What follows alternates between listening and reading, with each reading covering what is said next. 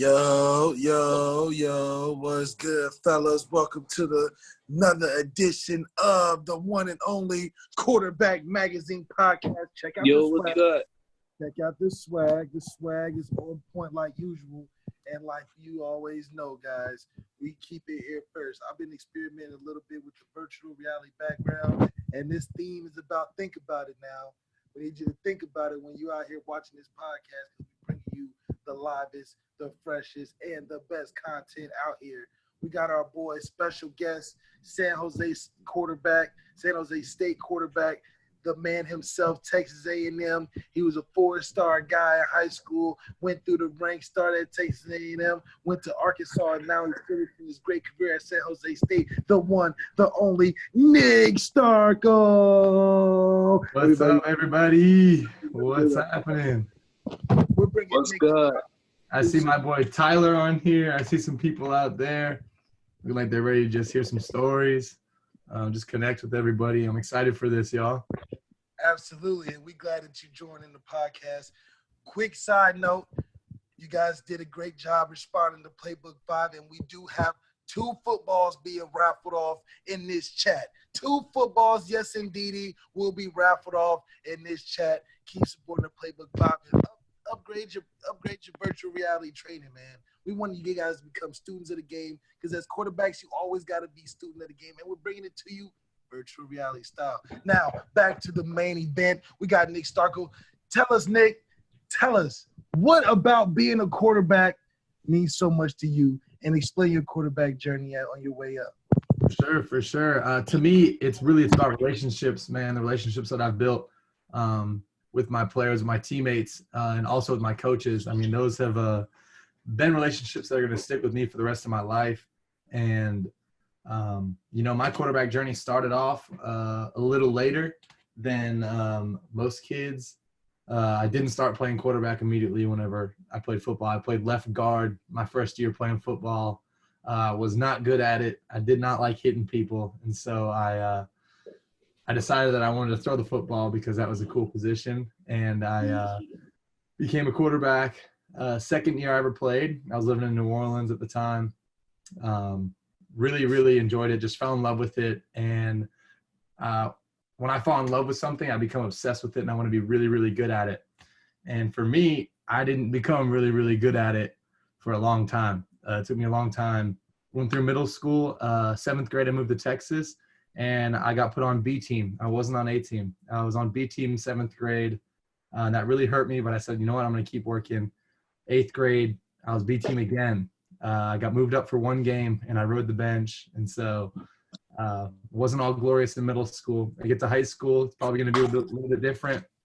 And sure enough, I'm on B team for a 3rd year in a row. And so got really tough. I had coaches ask me if I wanted to move positions, go play receiver. And then I decided, you know what, hey, maybe, I'll go to a private school down the road, Liberty Christian. And so I went to Liberty my sophomore year. I was on junior varsity team. I had a decent season. I played a little bit on varsity as a backup. And then my junior year, finally got to started 6 games, and I broke my shoulder, and I was out for the rest of the season. So a lot of people. Well, talk about a little bit about that. Now, you go in through ranks. The one thing that stood out to me, and as we talk about in the magazine, is about confidence. You had to have confidence throughout that whole time. And just talk about how you got that belief, even though things wasn't turning out for you at that point. Nice picture, Trace. So the picture that Trace Price has actually as his background, that was me my sophomore year in high school. And I was really, really small. And I just thought to myself, look, I'm the best quarterback on, this high school's campus. And I believed it fully, even though everybody would look at me like, you're crazy. 7th, 8th grade, I thought, hey, look, I'm the best quarterback there is here. And I had to have that confidence. And sometimes it was cockiness, I'm not going to lie. But I had to have that confidence in order to continue to go down a path that was not yielding any, positive results to everyone else. because everyone would be like, man, why are you working out every weekend and stuff? Like, you're still on B team. Like, another year, same result. You're still on B team, dude. And I didn't let that really affect me or my mentality towards how I was going to continue working. And so my junior year of high school comes around and I'm competing for the job. I end up starting, and then I get hurt, break my shoulder. And if a lot of you guys want to be, college quarterbacks, junior year film is really, really a big thing for coaches. Big thing. They want to see how you do your junior year of high school. And so it's really hard for a kid who doesn't play a full season of their junior year, doesn't start a full season. So I was fighting an uphill battle my junior year, kind of where everybody's kind of getting recruited already. All my buddies were already getting recruited. All the other starting quarterbacks at schools that we had played were getting recruited, and I wasn't really hearing anything. And then one day, our coach gets, a visit from one of the Oklahoma State receivers coaches, and he's looking at one of our receivers at our high school.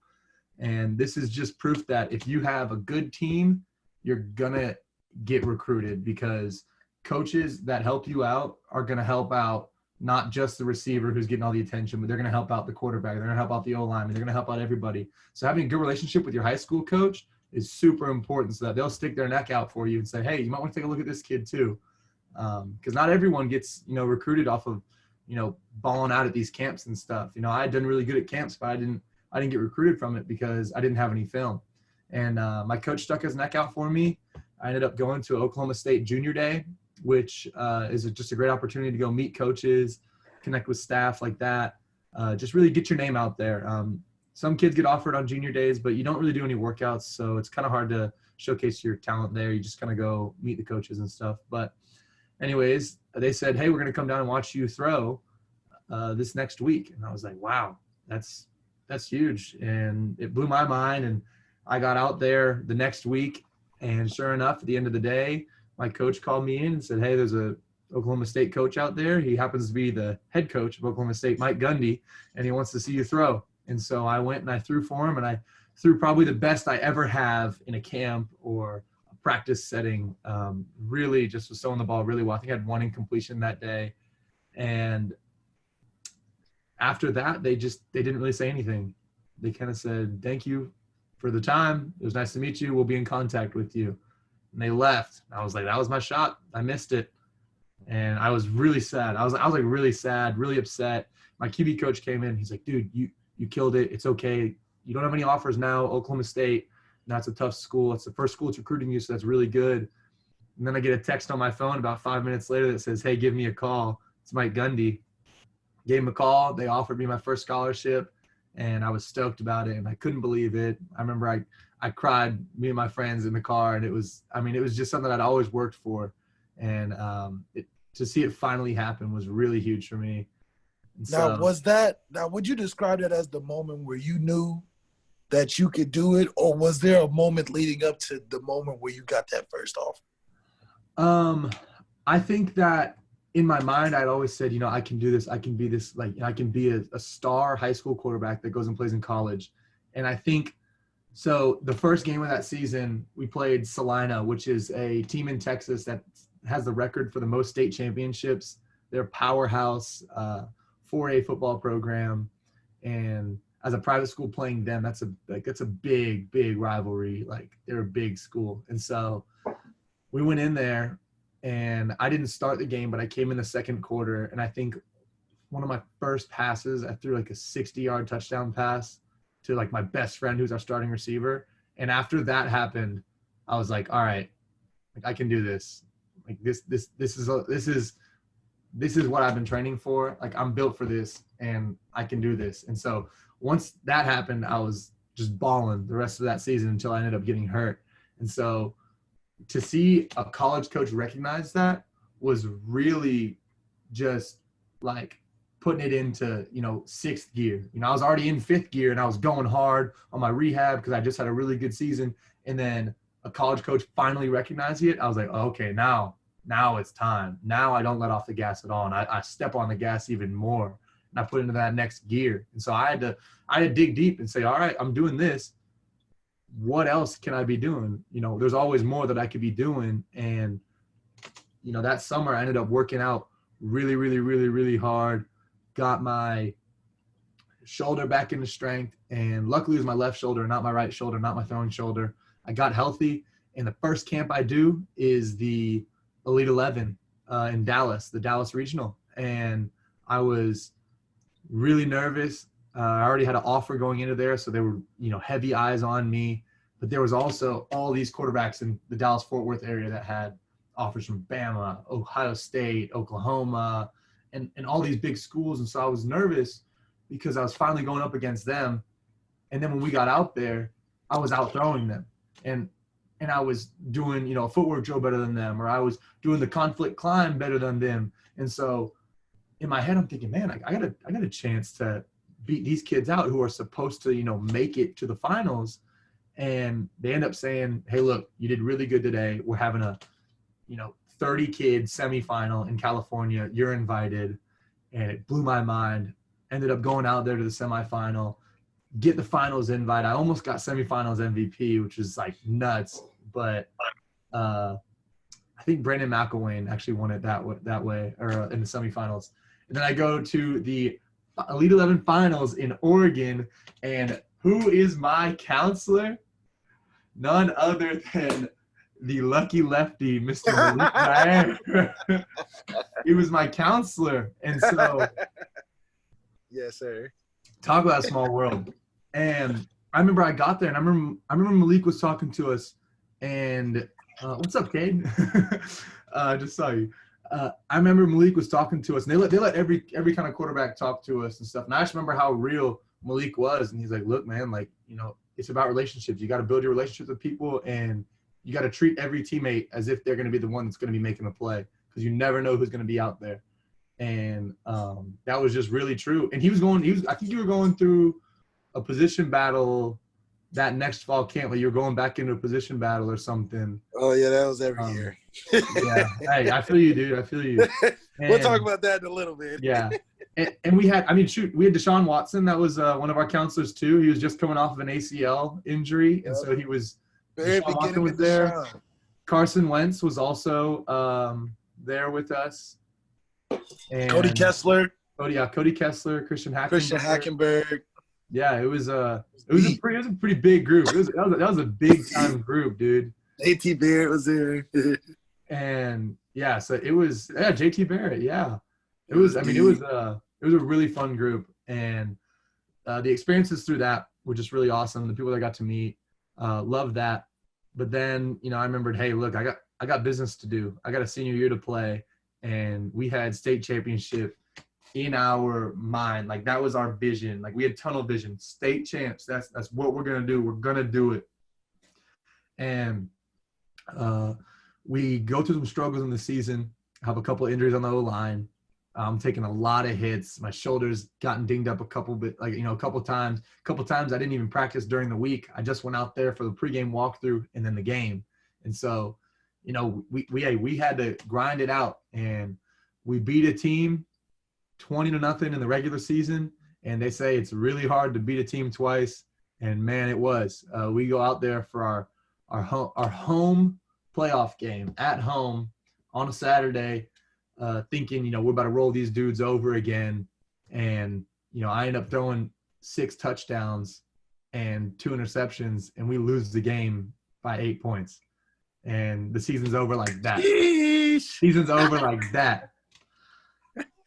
It hurt, dude. It hurt. Now talk about those moments that, you do all the right things and sometimes you fall short. What is the important thing as a quarterback to remember or to carry with you when you're amongst the team that's looking to you as for the answer? Yeah. Hey, I think that there's no shame in wearing, your shortcomings on your sleeves. Let people know, hey, I have messed up. I understand that. Because when you take ownership of a situation, you gain so much respect from your teammates. A quarterback who's going to say, hey, man, that left tackle, he really just whiffed on that block, and that's why I got sacked, and that's why I fumbled, or that's why I got hit and the ball went into the air.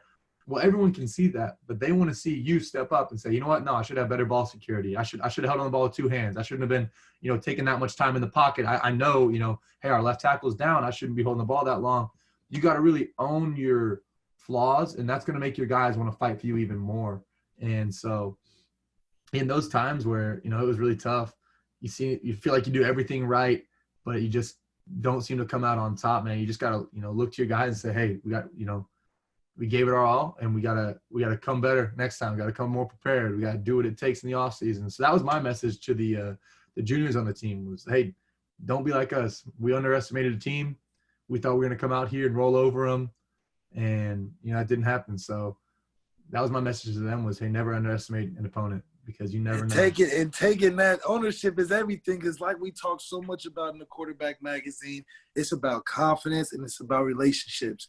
And that is really things that you don't even need to practice on the field per se. These are all things that you do within yourself, and you start within yourself. And that's the first step in becoming a great quarterback. So, Nick, you talk about coming off of the shoulder surgery, and a lot of these guys are in high school on that path like we were. What are the things that you were doing specifically? Like, take us through a routine day of what you did to get better. For sure. So, typical day of off-season, workouts. I'm a firm believer in, play as many sports as you can.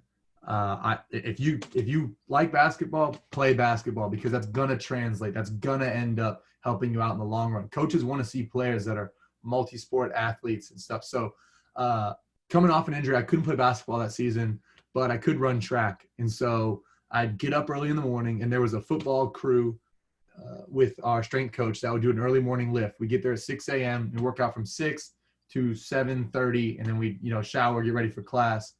And so no one else is in there. It's me and 5 other guys and our strength coach. And we're in there every morning. Some mornings we go in there and he said, all right, hey, today we just got core, and then we're going to stretch. Make sure you guys are ready, to go for the afternoon or something. Or say we had a track meet that day. We'd do a real light lift, just trying to kind of get our legs under us so that we could go run in that meet on that Friday. And do that, go to class, go to school. We had a break period between our second and our third class of the day, and I was eating either 2 PB&Js and a protein shake, or I was going, a cup of rice and a chicken sandwich, and I was on the gain train. If you want it and you want to gain weight, that's the way to do it right there. Rice and chicken sandwiches and PB&Js and protein. So it was a grind, and I would be so full. And then 2 periods later, we'd have lunch, and I'd be like, I can't eat again. But I would have to. I'd be like, look, if I'm dedicated, then I'm dedicated. I'm going to do this. And so while I'm running track, I'm running the 800. I'm also gaining weight. And so yes. I'd go. So it was a lot more than do track. The field. It was like I'm eating, I'm running, Yep. I'm playing different. Mm-hmm. And that's really what it takes. You guys got to have fun. Like nowadays, everybody wants to get these private workout guys and they train on some mountaintop like your Goku or something. Like, if you don't go and have fun and play different sports, you'll be all right. It's going to be good. Yeah, and so I would get my conditioning in after school. I'd do my track running, and then once the track, practice was over, I'd grab a couple of receivers, and we'd do, hey, let's do 20 minutes of ladders, and we'll throw, quick game. And they could just stand there. They can spot catch, because receivers – they're gonna, the older they get and the higher the level, I feel like sometimes they get lazier, and they're like, look, I don't want to go do all that extra stuff because we just worked out and we ran about 2 miles because of those hundreds that we were running. And so getting those guys to come out there and run routes for you, all of the receivers, is very, very rare. You can get 2 or 3, they might come out there and run, the rest might spot catch, but spot catching for receivers, huge, really, really, really big. Big for the QBs, just to be able to throw. Find out where your receivers are good at catching it. Tell them face this way, and then when I get to the back plant and I plant my foot to just turn out and walk 2 yards. I mean, it's still a rep for them. No, it's not full speed, but it's still a rep where they're catching the ball at the right angle and stuff. So that's huge, and that goes back to relationships and ownership. If you want that team to trust you when it comes down to it, and they want you to trust them, they're gonna take ownership. And hey, look, I got to get out there and throw with my quarterback. Or if you're the quarterback, hey, I got to get out there and throw with my receivers. And so it goes both ways. Taking that a step further, if you guys really get good, and because that's a lot of it. You got to bargain with a lot of guys when you got to bargain. So you got to be nice to the guys you're throwing to. For And sure. on top of that, if you guys want to take it to another level and challenge yourselves, what I used to do is in spot catching, I would make the guys turn around. And I would only tell them to turn around when the ball was in the air. So that was training them when they come out of the route to find and locate the ball already in the air. Yeah. And it trains you to be able to throw to a spot. Work on your accuracy. Guys, we talked about in the first episode, even when you're throwing routes on air or just pat and go or whatever, you want to train yourself to tell yourself to throw in a specific part every time. Definitely. That mental training is going to help you be confident in your throwing, because half of it when you playing is confidence. Because I don't know about you, Nick, but I didn't see too much when I was behind the pocket. I was just throwing because I knew where stuff was. You don't. Not with 6'7", 320 in front of you. So yeah. So that brings up a really good point. When you get to college, in high school, I was probably as tall or taller than all of my linemen.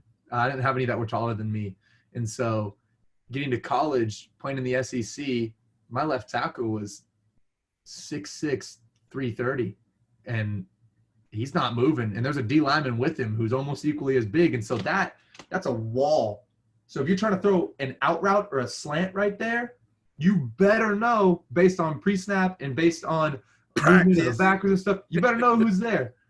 Because you might be throwing straight into someone's chest plate on the wrong color if you don't know. Yeah, exactly. Now, if you can't imagine this, guys, Nick is telling the truth. When I'm saying 6'6" in front of you with another 6'6" guy behind him, you got to think of like your refrigerator at home, literally put 5 of those in front of you, and then put like a couple of like bookshelves behind that, and then play quarterback. That's literally what it feels like every time. Mm-hmm. So it's important that you mentally train yourself when you're throwing. That's why I got the picture. You know, put your mind to it. That you got to be able to know where you're going, and that only comes with repetition. Yeah, for sure. So now let's get to the questions for Nick, man. We'll take a little break on the story because it's so good. We want to ask some questions to Nick to just see what some examples would be. Hey, Nick. How's it going, man? What's up? What's good? Nothing much. I want to tell you that every time I tell the story to the guys that I'm at Lebanon, there's You're no Lebanon? Yeah, man. Wow. There's no football at all, as you know. So I'm practicing every day. Like I started a month ago with my dad. Play Madden a lot to know some plays, watch some films. That's awesome. I want to ask you if you want to commit to a D1 college. Is it possible with no football like at high school, with me training and sending some videos or making some workouts and tryouts at the colleges I want to commit to? Mm-hmm. I think that it could definitely happen. I've seen there was a kid who actually he plays receiver in the NFL now, but his name is Hunter Sills. And Hunter Sills made a highlight tape of just him doing some drills when he was younger. He was in about 8th grade, doing a lot of drills, and just his dad filming him, doing some throws. And Pete Carroll saw him. Pete Carroll was the head coach at University of Southern California, which is a giant D1 college. And he actually offered him when the kid was in 8th grade. So if an 8th grader can get offered through film, then I am sure that someone from Lebanon can get offered through film. And I think it's about getting in the right hands, the hands of the right people, and then the possibility of them being able to work you out in person. It's tough whenever someone hasn't, had any film of like 11 versus 11, because it's a little different. But if you could try to get, enough guys interested to where you guys can play 7-on-7 even, that could be a way for you to, to get into, I guess, onto the radar of some college coaches. Thanks, man. For sure. Nick. Yeah. What's up, Dylan? So I'm a quarterback from Minnesota. I'm actually a senior. I'm not about to walk across the stage right now, but Right. Diploma. But I was just wondering, I'm going to Wisconsin River Falls next year. They're like a D3 football program in Wisconsin. So I didn't really have any coaches like looking at me like after this year. Like I pretty much just had to call up the coach myself and ask him like just look at my film. But like their senior quarterback graduated, so the spot's open for this next year. And I was just wondering, like going in as a freshman, like how do you win over like the locker room? Like what's the biggest thing like you can do to like win over as I mean, even as a freshman, like walking in? Yeah, so I really don't like the phrase "you got to earn my respect" or "earn my trust." I really don't like that. I go in and I trust someone until they prove to me, hey, that I can't trust them, and I expect people to respect me until I show them they shouldn't respect me. So I would say go in there and hey, respect the guys that have been there. Those guys in that QB room are not your worst enemy or your they're not your greatest competition either. I don't believe that the guy sitting in a chair next to you in a meeting is your greatest competition. I believe it's yourself, because you know exactly how much work you put in every day. And so if you can look yourself in the mirror every day and say, hey, look, I did exactly as much as I needed to do for me to get to where I want to be, or hey, I did more than I thought I could accomplish today. And so if you're doing that every day and you can look yourself in the eyes and say, hey, look, my goal is to be the starting quarterback. Did I do more than everyone else in this quarterback room?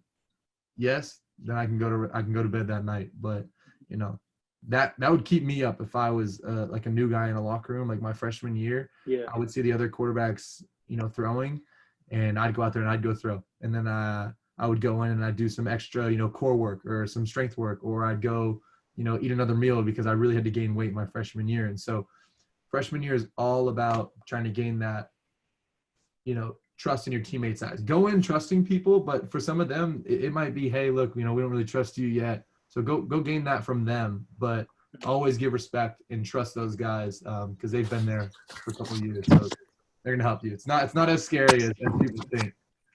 You're absolutely right, man. Like finding your place on the team, man, is definitely a process. Like they said, man, you got to go in there with a mindset that, first of all, you handling your job. Like no cap, you got to go in there and make sure everything that they tell you to do, you already doing. The bonus part and what is going to come in for you when it good in terms of galvanizing guys around you is not only doing your job but being relatable. You got to be understanding of what guys are going through and see the respect chain. And what Nick said was his biggest point was, listen, the guys that you sit next to in that quarterback room are not necessarily your enemies. Like they're not like it's not you versus them. It's you versus you, because you got to be ready whenever you get an opportunity. So case in point, when Deshaun Kaiser came in. Insane meeting number. When Deshaun Kaiser came in, I was already about to go in and start because I had just got out of quarterback competition. So, he's a new guy coming in and everything. I'm talking to him like, all right, man, I knew how the game went. Like, I'd have been through the whole, it's me versus him, I got to beat him. Because, you read the clippings on Twitter and your coach and your coach will talk to you like, oh, you got to beat this guy next to you. So, that's if you don't know, you go in there thinking, oh, yeah, forget this dude. I'm going to just outdo him. But once you go through the competition and really see that these coaches already, they tricksters, man. They got some things in plan already. You just got to be ready when your moment is called, because that's really what it comes down to. So when Deshaun Kaiser came in and I was starting, I always told him, like, look, it's not, because he was trying to be the same, one-on-one thing. I was like, listen, coach going to put you in when he puts you in. You just got to ball when you get a chance. And the next thing you know how it went down. And he went in and got his opportunity, and he did great. And it went on from there. So it just shows you that, it's never a one-on-one thing. If anything, you want to help the guy next to you. And personally, that's what I learned as I've gotten older in the ranking is that, yes, it's competition because one guy can only play, but you want to be a good teammate more than anything, because that really is going to keep you sane and mentally healthy when you're going through the ups and downs of the position. For sure. That was a really good question, man. So, Nick. One more question. Nick, this is for you and kind of Malik as well. So in terms of, you hear a lot of guys that say if you're playing like a throwing sport to avoid certain lifts, especially the ones like over the head. And I want to get like your guys that anything going through the whole D1 thing, and if those guys in the weight room had been saying to avoid any lifts or like something over the head. Yeah, so college strength coaches are, a lot of them are different with how they treat their quarterbacks. But what I've found is that most college strength coaches will give you alternate lifts. And so instead of doing a barbell, shoulder press, they'll tell you, hey, go get the dumbbells so that you can rotate it. And that's a lot better for your shoulder. So I wouldn't say no overhead lifts. Some coaches do, some coaches say that, but like I do push press. I don't do it with the bar. I do it with dumbbells. I do push press with dumbbells. I'll do shoulder press. Not a lot of it. I'm not like, Arnold Schwarzenegger out there doing some crazy amount of shoulder press. Like I keep it light, but I do it nonetheless. And so, I believe in working on everything. Bands are really, really big in the college weight room. Like getting in there and doing all your band work and all your core work is mainly what the strength coaches are going to focus on. And so getting that habit in high school of doing, shoulder bands and then, internal, external rotations, all that stuff on both shoulders is really going to help you going into a college strength program that isn't going to really call for you to do a whole lot of overhead press, but you still do a little bit. So I would say just to do band work, a lot of band work, and then try to substitute barbells for dumbbells if you can in lifts. Yeah, quarterbacks, man, we're like Kevin Durant when it comes to lifting, and some of us are like I was, but my advice would be, first of all, I will be the most in shape. So that would be the number one thing I would put in, is that I am the most in shape person on the field. One, because you're going to be on the field 90%, if not 100% of the time anyway. So you got to be the most conditioned guy on the field. Secondly, I believe you should be strong and you should have enough weight to take a hit. So a lot of guys, while that come in pretty skinny, a lot of the reason why they say gain weight is so you can take a hit. Think about it. You're going against guys that are 6'6", 300 plus pounds. You need to be able to get laid on when it comes and when it happens. So being strong and having some girth, I'm a total fan of, but your ass better be in shape too, because you got to be telling everybody what else to do, as well as running away from a lot of people and thinking on the fly. So that takes being in condition. So run your laps and be strong and have enough weight to take a hit. Yeah, I was in the mindset of I'm not fast enough to run away from you, so I'm going to be strong and big enough to where I can take a hit from you. And so you just got to find out what type of quarterback you are. If you're someone that wants to scramble around and run, then work on your speed, and you better work on it good, and you better work on your conditioning too. And if you want to stand back there like Big Ben and take a hit, then do that. Now, I'll tell you a story of a guy who got too big. So Brady Quinn, he went to Notre Dame. He was a quarterback, high draft pick. He was a, sizable guy, but when he got to the league, he got filled in with, I got to be ready for, whatever, I guess. So he goes into the Browns training camp too strong. He went in like Brock Lesnar. They thought he was going to play tight end. So he got too strong, and it obviously affected his throwing motion, and it got him more injury prone, because at the end of the day, guys, you got to be flexible to throw that football.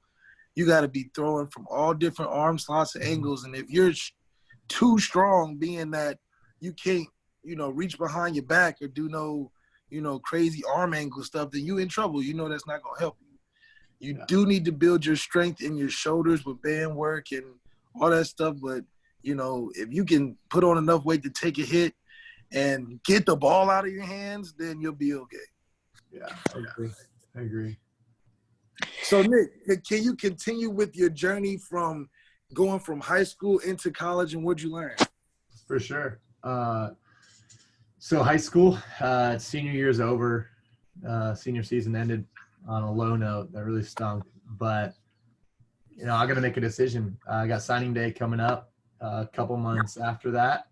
and I wasn't really sure if I wanted to go to Oklahoma State.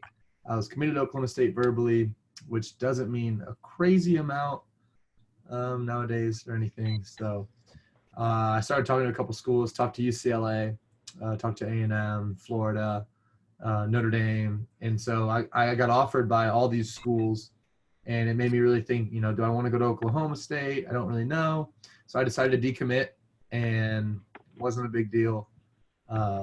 Fan bases make it seem like it's a big deal. The coaches are just like, you know what, hey, we understand. And I told them, hey, I don't know if I want to be in Oklahoma for 4 or 5 years. Just don't know if I can see myself doing that.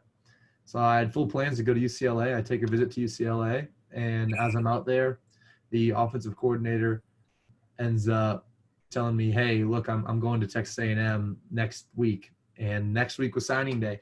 And so I said, all right. And I took a visit to A&M the next week, and I ended up signing with Texas A&M. It was, great decision. I don't regret it at all. Loved everything about Texas A&M. My freshman year, I redshirted. I was the backup. If Trevor Knight got hurt and was out for more than a game, they would have put me in. And so I was on the team where we were ranked number 4 in the nation. We almost beat Bama. We beat Tennessee in double overtime. We were number 4. They were number 5 or number 6. 110,000 people there. I'm signaling. And so it was a crazy atmosphere, and really, really enjoyed that time. That was a good football team, a really good football team. I was scout team quarterback with Myles Garrett coming after me every day. A lot of players that are in the NFL were on that team. A lot of players.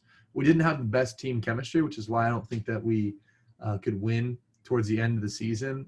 We started off like 7-1, and then we lost like 4 or 5 games in a row. It was really tough to get back after we started winning. Handling success was probably the hardest task of that team. And then the next year comes around, and I was fighting for a starting job. I ended up winning it. I get my first start against UCLA. Funny because I almost went there, and it was at UCLA, and we're up, I think by 33 or 34, something like that, in the second half, and I break my ankle, and I'm out for a while, and we end up losing that game. That was like the second largest comeback in college football history, and so that was really tough. Then it was, how do I navigate being the leader of this team, being the starting quarterback whenever I have a broken ankle and I can't play?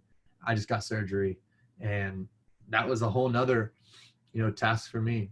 And I said, I'm still going to be around my guys as much as I can. If that means I got to come in and I got to lift at, 4:30 a.m. and so I can sit here and talk to all of them while they lift, or so that I can go to the meetings and all that stuff. I'll do my rehab whenever I have to. I'll do it early. I'll do it whenever. And that's what it took. Because a normal hurt player, when you're hurt in college, you're almost like, it's almost like you're not a part of the team anymore.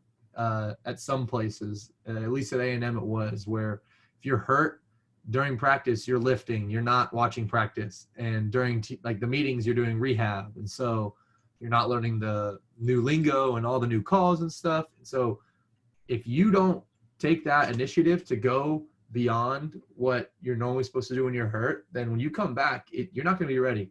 So my idea was, I'm going to be mentally ready before I'm physically ready. I'll be mentally prepared every week, even though physically I can't walk. And that was my goal. And that's why when I was 100% healthy, I came back and I started. I started that game against University of New Mexico. Had a great game. I think I broke an NCAA record for yards and a half, like 400 something. And it was because I was prepared, because I said, I'm always going to be ready for whenever I am healthy again and it's my turn, I'm going to capitalize. And so I did. End of that season, we ended up going and playing in the Belk Bowl and play against Wake Forest. And it's like one of the highest scoring bowl games. Broke some records again in that game. We ended up losing in front of our new head coach, Jimbo Fisher. And I thought that I had done enough. I really did. I thought that I had done enough to win the starting job the next year. But he said, no, it's going to be an open competition. And I battled over the summer or the spring and the summer. I was a starter. Fall camp, 3 weeks in, I'm still the starter. And then they say, hey, look, we got a week till the first game. And Jimbo pulls us aside and he says, hey, we're going to go with the other quarterback. We're going to go with Kellen Mond. And it caught me off guard, to tell you the truth. It caught me off guard. It caught our receivers off guard. And a lot of people off guard. You were really at Texas A&M. Yeah, it was. Yeah, and that's a story that kind of happens to a lot of guys in college football, where it's things that you can't control. It really sucks sometimes because you're put in situations where you think so much of what you think you've done good enough, and you're like, oh, I know I sealed this up. There's no way. And then the event that somebody just takes it out of your hands, you're like, well, where do I go from here? And there's no rule book, guys, on how to deal with something like that, because it happens to more guys than you think. And the thing that I've learned going through like that is it's always about you, man. It's about the focus that you put on yourself, because at the end of the day, there's going to be a time when you get in, and it would just be super unfortunate for you not to be ready when that time has come, because at the end of the day, nobody else cares about what happens. And that's what you really find out, is that nobody cares that you felt like you've been done wrong. Yeah, coaches don't owe you anything. Coaches don't owe you nothing. This is about how good can you be in adversity. And a lot of guys that come through on that and understand that early usually have great careers after. I mean, you look at a guy like Jalen Hurts, SEC Player of the Year, as a freshman, they all went to the damn near finals. An injury here is one or two things here, you not starting. And you a backup when you got all these accolades and accomplishments and the bravado to feel like you should start in, it's just the way it shakes out. But his non-quit and his belief in himself, he got another team and got another opportunity. So it just shows you that it happens to even the best at the time. Yeah. You just got to be ready. Yeah. All right, let's talk a little bit more. Okay, so you get through Texas A&M. Now, what was the decision when you decided to transfer? What went into it, and how you went about choosing your next spot? So after the season, it was a great season. We ended up winning a bowl game. Actually had the ring with me. We won a bowl game. This is a ring that we got from it. We won the Gator Bowl versus North Carolina State, NC State, and it was a great team win. Got to play in that game, and it was really a highlight, just being able to experience a bowl win finally. We'd been to three, and it was time to win one of them, man. And so I called Coach Fisher a couple weeks after that when we got back to campus, and I said, "Hey, Coach," I asked him to meet, but he wasn't going to be back in town for a little bit, and so talked to him over the phone. I said, "Hey, Coach, I'm going to transfer. I'm going to put my name in the transfer portal. I appreciate everything you've done for me. I'm going to end up graduating here in the summer, and I'll be out of here. And I was just wondering if you'd keep me on scholarship for, the remainder of my time here." And he said, "Hey, you've done so much for this team. Not only am I going to keep you on scholarship, but I'm going to let you have access to our weight room, to anything that you need, our dining facilities, everything." And I thought that spoke very highly of Coach Fisher's character, and then how he thought of me as well, knowing that I'd given my all to Texas A&M and to the university and to the team, to all those guys, and that, I saw, hey, I won't be playing here next year. If I do stay, it'd be almost impossible to beat Kellen. He had a really good year, nine wins. You don't usually just replace a quarterback after they win 9 games for you, and so I'd be riding on him getting injured. And for me, that was a chance where I said, all right, I can go somewhere else and take a risk. And so I transferred, and I ended up going to Arkansas. I was looking at a couple schools. I was looking at Florida State. I was looking at SMU, Ohio State, and Arkansas. And I didn't go to Ohio State because Justin Fields got his eligibility. And so I said, no, thank you. Florida State, I didn't really have a lot of interest in there. And I knew a couple people at Arkansas. And so I said, I'll go to Arkansas. It was a really, really tough year. Or it was just a semester. I was only there for one semester during the season. I go in and I'm just there for pretty much fall camp. I get there right in fall camp, and no one's helping me learn the playbook. No one's kind of giving their extra time, and I'm working my tail off to try to learn this playbook. And I end up playing in the first game a little bit. Second game, we're playing at Ole Miss. I end up winning the starting job.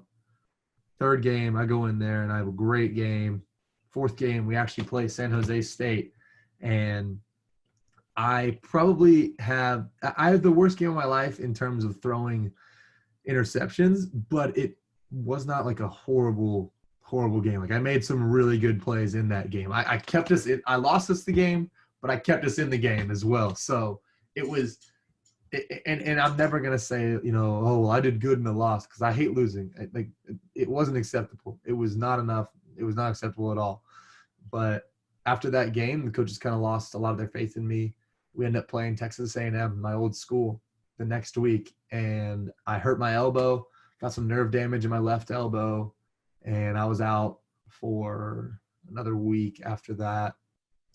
Played Kentucky. We're winning against Kentucky, and then they say, "Hey, look, we're gonna bench you," and that was, other than playing against LSU, that was the last time that I got a start. I didn't start against LSU this past year, but the last start I had was against Kentucky, and we're winning, and they benched me. And so, hey, coaches don't owe you anything. It just goes back to that. If you're not producing at the level that they think you should be producing at, they're going to find someone to replace you.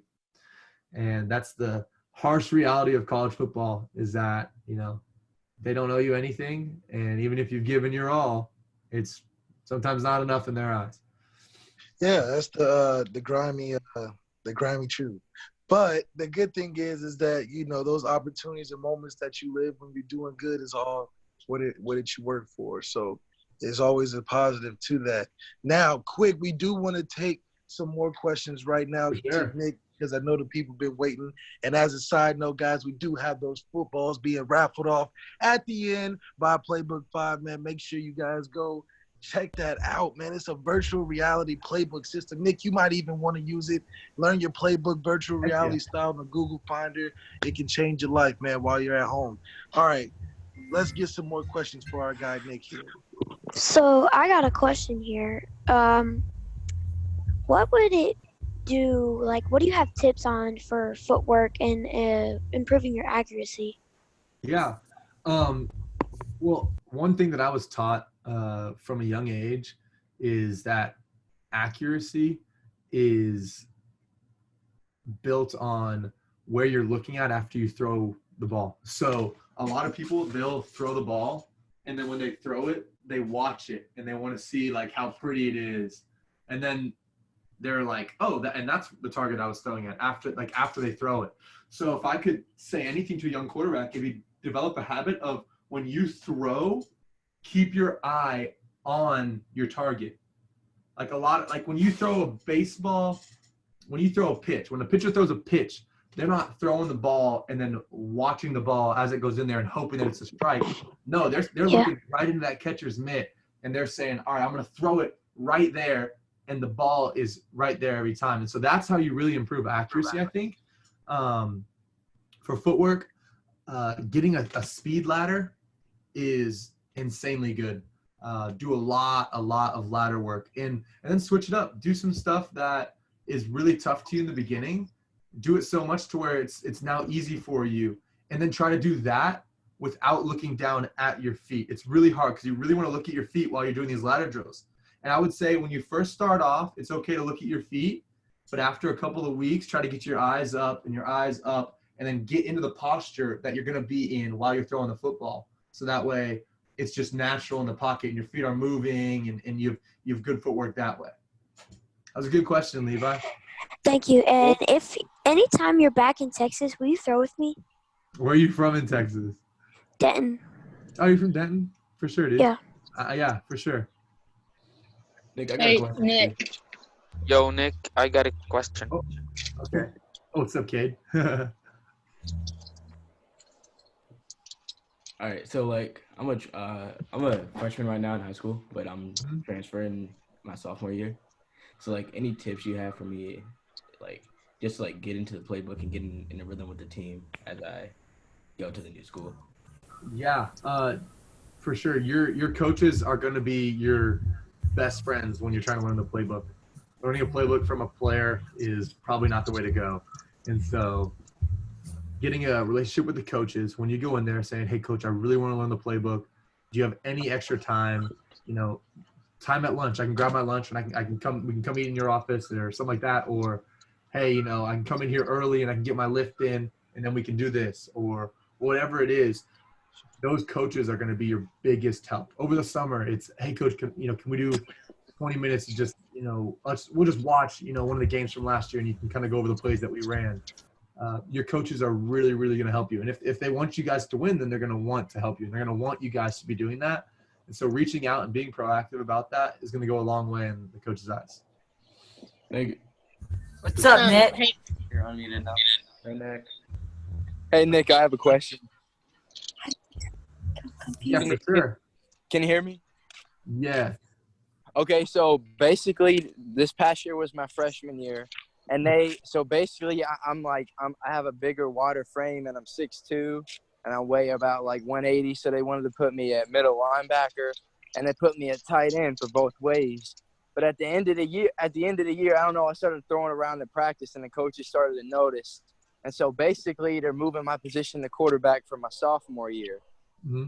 And I have a lot of people that don't agree with that, saying like with my bigger size it should be a different position. But like every day in quarantine, I'm going outside throwing about 400, 300 passes a day, trying to prove them wrong. And I'm trying to fight for that spot for varsity. I'm trying to fight for that spot for varsity. So do you have any suggestions, or do you have any advice? Well, I would definitely say that going to some camps where you're going to get some real intense and professional instruction is going to help.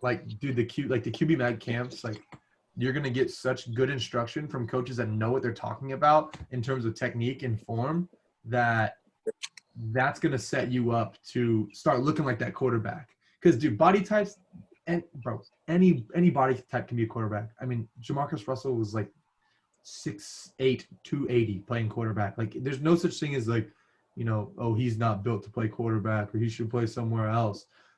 Dude, if you're athletic and I'm a coach and you can throw a football, I'm going to put you a quarterback. And so being able to combat that's not too hard. But I would definitely say that going somewhere to where you can get the correct footwork, correct mechanics and everything at a camp, the QB Mag camp, then you're going to be able to really develop into that quarterback that you want to be, your junior or senior year, as well as, your sophomore year. Nick. Yo, Nick. Hey, Nick, I got a question to make. For sure. Yeah. Yes, sir. Thank you.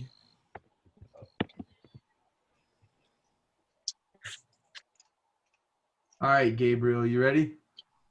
Oh yeah. What do you tip that he gives for a person from another country?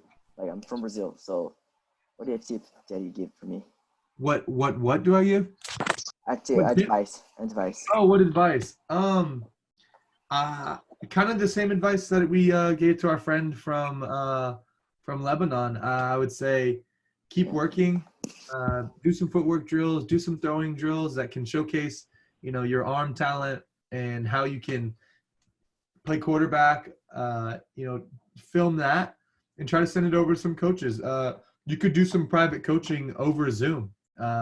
And guarantee you there's people that are offering that can help you out with your technique.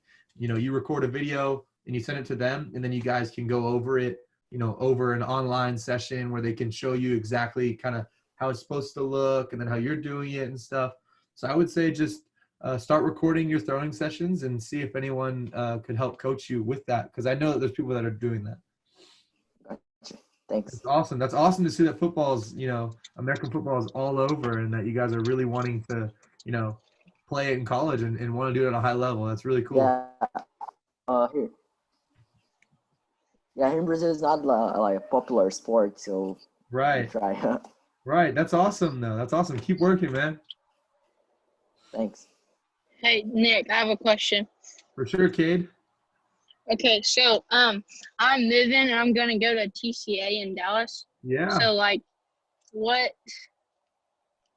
what is some advice to get in there and be able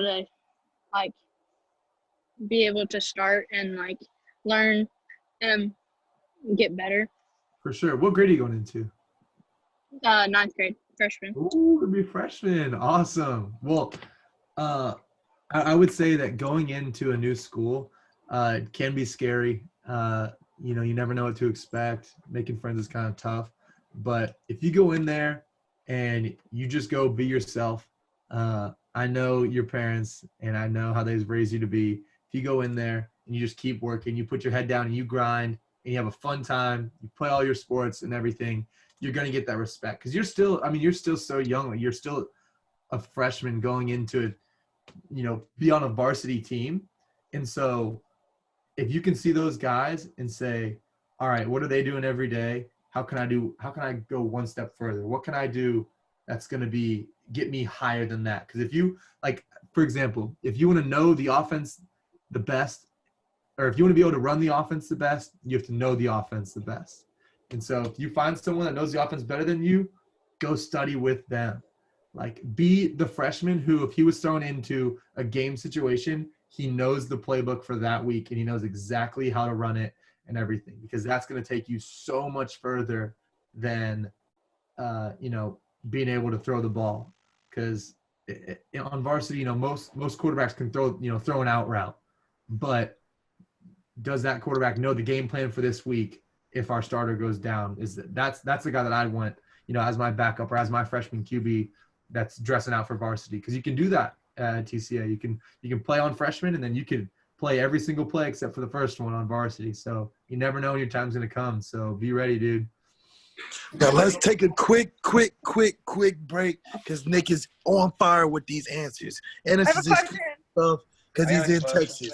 Real quick. We want to be able to raffle this football off because we want to show that we give away stuff too on the QB magazine. We working on the merch, but we looking to give away the Playbook 5 football. Can we get Jason on the line, please? Jason, can you ring in for the winner? I want it. Can we bring him in, Jason? I'm here. Can you hear me, Malik? Yeah, we can hear you good, Jason. Now you coming on the Quarterback Magazine podcast once again, and we want to show more love for Playbook 5 and what you guys are doing, and you got a special prize for one lucky person on Zoom. Yep. So real quick, listening to Nick today, I'm hearing a lot about confidence. I'm hearing a lot about reps. I'm hearing a lot about pre-snap reads, a lot about knowing the playbook. So that's all stuff that Playbook 5 helps out with our virtual reality platform. So last week I said that for everybody that ordered, we were going to enter you guys into a raffle for a free football. So we had 2 people actually join the Playbook 5 team. We got Henry Michael Boyd. I don't know if you're here today. And we also have Jamari Jones. So what I'm going to do, I'm going to take these 2 here names, drop them in my hat, and we're going to see who the winner is this week. Ooh, here we go. All right, let's see. See the eyes. I'm locking in on y'all. I'm not looking down. Let's see what we got. We got Jamari Jones. Yeah, nice. Jones. So He's Jamari, I'm gonna drop this. We'll drop this big game team issue Playbook 5 football in the mail for you. It should be there sometime this week, in the next week or so. So we're actually going to extend this till next week too. So I'm going to drop the link into the chat here in a second where you guys can buy the playbook and get your virtual reality headset. And if you do it this week, we'll raffle off another football next Sunday. Malik, appreciate it, man. I appreciate it. Hey, Nick. Yeah. I got a question for Nick, actually. Huh?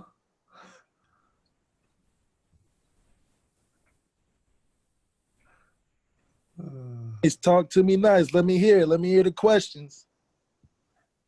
I'm thinking of practicing football whenever I am done with college. So what would be the best position for me, quarterback or a running back? Ooh, I don't know. Running back is a really, really cool position. I think if you're starting after college, I think that running back's going to be a lot easier for you to pick it up, and I think you'll have a really fun time playing that. So I think running back would be really cool. Yeah, because I am almost done with college, Mhm. and I really want to I really want to try football because I've never tried to be a football player, so I really want to try football and see how a running back is for me. And also, Nick, did you used to go to A&M? I did go to A&M. You were a quarterback for A&M? I was. How do you like being a quarterback for Arkansas? It was fun. It was fun. It was awesome. It was a huge blessing. And then my last question, Nick, is do you know when you're gonna graduate from Arkansas? So I graduated from Texas A&M, and so I finished my time at Arkansas. I was there for 1 semester, and now I'm at San Jose State. That's cool, Nick. Did you know that I was in this Zoom call? No, I didn't. I guess That's what you'll never know. You'll never know who comes in and comes talk to the QB magazine. And we really do it the best, guys. And we got one more question, Nick. Yeah, really quick question. Nick, I got One more a question. Go ahead. I got a question. I got a question, Nick. Nick, I got a question to make. All right. So I played quarterback in Wayne Hills High School. I was a freshman. I was a backup, but I'm actually moving back to Texas in June. So my job is to be like a starter, and my dream job is to be like an NFL quarterback. So how do I be like a starter or something? How do you become a starter? I mean, how do you get committed to D1 college, like Division I college? First step would be starting on your high school team, and to be a starter on your high school team, you gotta outwork all the starters. So you're gonna go in there, and there's gonna be a guy who's already starting, and you're gonna have to, outwork him and outplay him. And so that starts with just dedication and being dedicated to it, and saying every day I'm gonna do something to get 1% better. And then by the end of the year, and by the time the season rolls around, you're ready to go. Nick, one last question, please. All right. Me.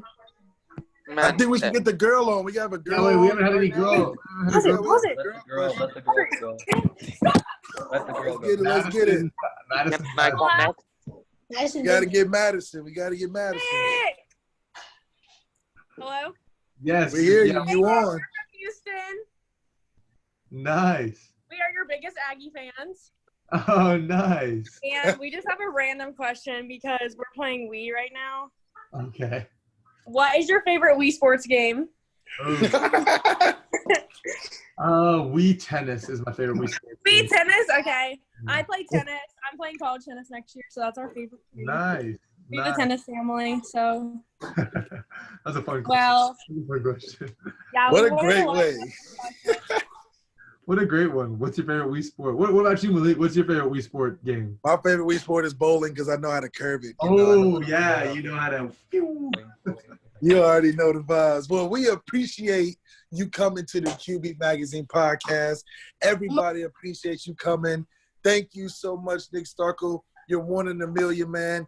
Good luck at San Jose State. You just gained over 50 to 60 people that's going to be putting that eye on you now. Now you're going to live up to the Quarterback Magazine standard and go ball out next year. Yes, sir. Yes, sir.